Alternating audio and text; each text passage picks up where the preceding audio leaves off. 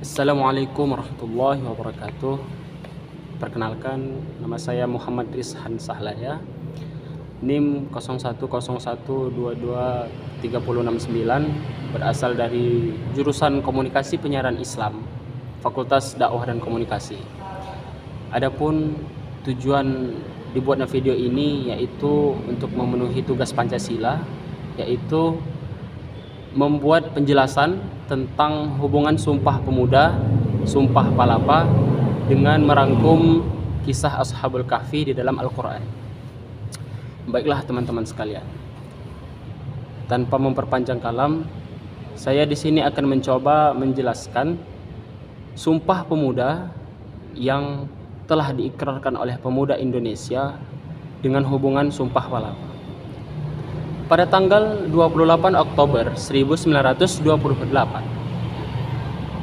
suatu peristiwa penting, suatu peristiwa bersejarah yang wajib bagi bangsa Indonesia ketahui ialah tentang Hari Sumpah Pemuda. Sumpah Pemuda lahir sebagai suatu sarana mempersatukan bangsa, mempersatukan pemuda yang ada di Indonesia. Seluruh pemuda di Nusantara dari Sabang sampai Merauke berikrar menjalin persatuan dengan membuat sebuah sumpah yang dinamakan Sumpah Pemuda.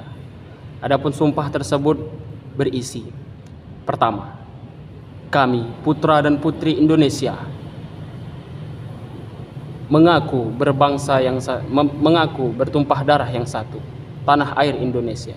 Kedua, kami putra dan putri Indonesia mengaku berbangsa yang satu, bangsa Indonesia. Ketiga, kami putra dan putri Indonesia menjunjung tinggi bahasa persatuan, bahasa Indonesia. Lantas, apakah hubungan dari Sumpah Pemuda ini dengan konteks sejarah Sumpah Palapa?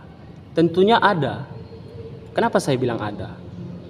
Semangat juang, semangat luhur persatuan akan kesatuan sudah tercermin di dalam masa kerajaan yang ada di Nusantara, terlebih pada masa kejayaan Kerajaan Majapahit. Saat itu, Amangkubumi Patih Gajah Mada bersumpah bahwasanya ia akan melakukan puasa dan ia tidak akan berhenti puasa sampai ia berhasil menyatukan seluruh Nusantara. Hal ini dikarenakan ia telah bersumpah di saat pengangkatan dia sebagai Patih Gajah Mada. Tentunya sebuah konsekuensi yang besar bagi Gajah Mada untuk bersumpah melakukan puasa sehingga ia berhasil mempersatukan Nusantara. Mengapa hal itu dilakukannya? Karena ia memiliki jiwa semangat, jiwa persatuan dan kesatuan, sehingga ia berambisi bahwa Nusantara akan bersatu padu di tangannya. Lantas para pemuda dan para pemudi di Indonesia sudah mencerminkan suatu rasa, suatu persatuan yang sudah ada sejak dulu. Inilah nilai luhur yang sangat dimiliki oleh para pemuda Indonesia.